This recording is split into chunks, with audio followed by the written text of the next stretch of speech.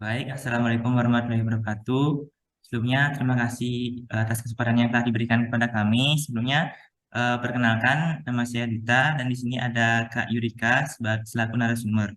Sebelumnya, di sini kami dari eh, relawan magang Ruang Belajar Akil yang mengikuti program Kampus Merdeka. Di sini kami juga bagian dari TBM Sebilul Faizin yang menyelenggarakan beberapa kegiatan di sekitar Desa Pait. Itu diantaranya seperti mengikuti pendampingan belajar di TBM, ikut membantu mengajar di PAUD, dan beberapa kegiatan di masyarakat seperti penyuluhan-penyuluhan dan lain sebagainya.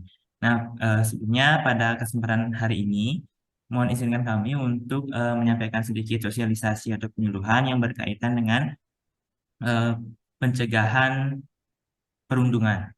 Mungkin untuk di sini kita sapa dulu ke narasumber kita, Kak Yurika, di mana Kak Yurika di sini adalah salah satu mahasiswa kedokteran di Universitas Udayana dan saat ini sudah menyempatkan hadir. Mungkin pada Kak Yurika, apakah sudah siap untuk menyampaikan materinya? Oke, siap. Oke, baik. Terima kasih Kak Yurika. Sebelumnya, mungkin saya mohon izin share screen untuk materi tentang pencegahan perundungan.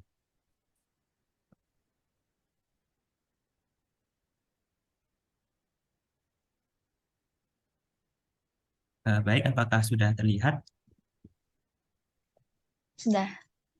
Oke, mungkin untuk waktu dan tempatnya dipersilakan ke Kak Yurika. Terima kasih.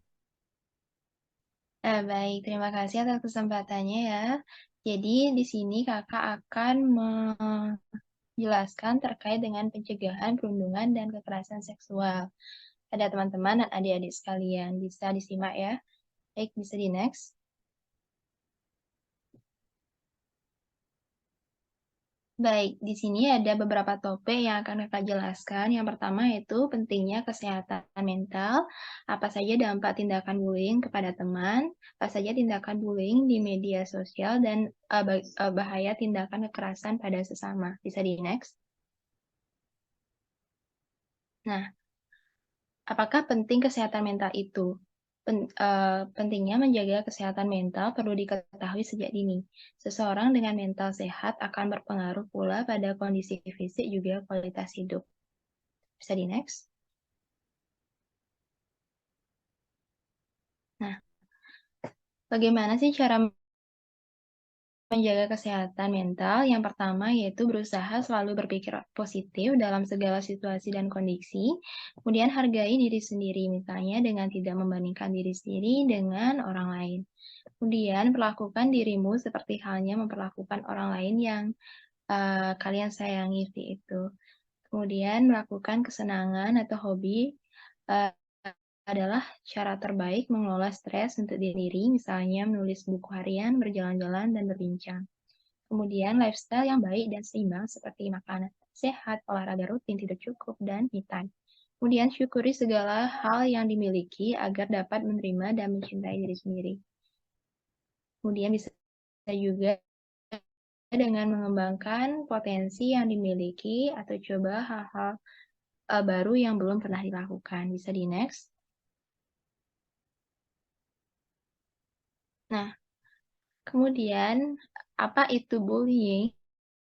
Bullying adalah suatu tindakan agresif yang dilakukan secara berulang yang dilakukan oleh satu kelompok pada satu individu tertentu. Bullying ini biasanya ditujukan untuk individu yang dinilai lebih lemah atau berbeda di antara kebanyakan individu lainnya. Jadi next.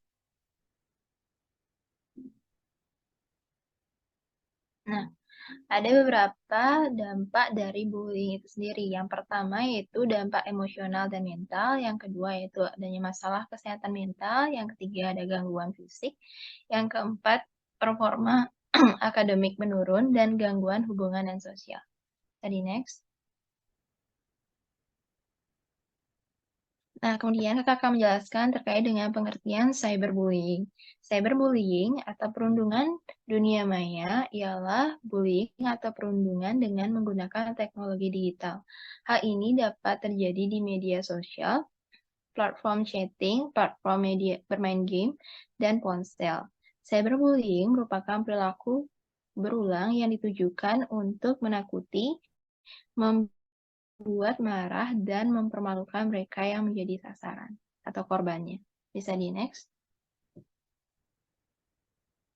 Nah, ada pun beberapa contoh dari cyberbullying yang perlu kalian ketahui. Yang pertama yaitu menghasut anak-anak atau remaja lainnya untuk mempermalukan seseorang. Yang kedua, memberikan suara untuk atau menentang seseorang dalam jajak pendapat yang melecehkan. Yang ketiga yaitu membuat akun palsu, membajak dan mencuri identitas online untuk mempermalukan seseorang atau menyebabkan masalah dalam menggunakan nama mereka. Yang keempat yaitu memaksa anak-anak agar mengirimkan gambar sensual atau terlibat dalam percakapan seksual. Baik, bisa di next.